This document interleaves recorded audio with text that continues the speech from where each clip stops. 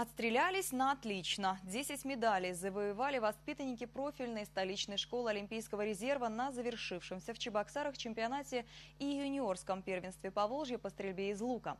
Кому из хозяев на домашнем стрельбище удалось получить золото федеральной пробы? В сюжете моего коллеги Вячеслава Ильина. Побороться за золото чемпионата Поволжья в Чебоксары приехало более 60 лучников округа. В стартовом круге организаторы предложили спортсменам помериться силами в дисциплине М1.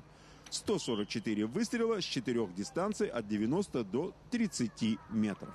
Прекрасно справился с поставленной задачей лидер сборной Чувашии, бронзовый призер первенства Европы 2017 года Роман Ефимов.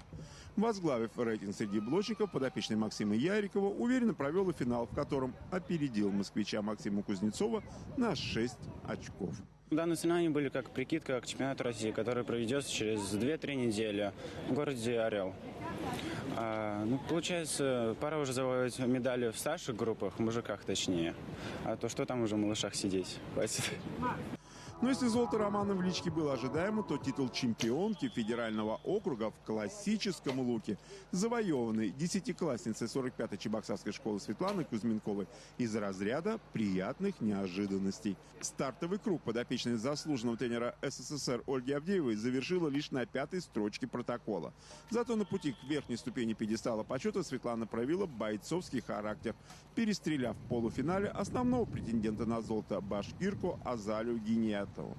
Победа над лидером придала дополнительные силы, и воспитанница столичной школы Олимпийского резерва в борьбе за золото при счете в серии 2-2 в 5-м раунде сломила сопротивление Олеси Жуковец из Башкортостана. Я считаю, что здесь выступление стало удачным, так как это была некая компенсация после выступления на спартакиаде в Таганроге, где я выступила не так удачно, как хотелось бы. Сумел подняться на пьедестал почета чемпионата округа и участник 24-х и 26-х летних Олимпийских игр, заслуженный мастер спорта России Юрий Леонтьев. Вместе с 20-летней Мариной Кирилловой он завоевал бронзу в соревновании смешанных пар. Хороший подарок к 56-летию, который Юрий Кириллович будет отмечать 14 августа. Вячеслав Ильин, Вести, Чувашия.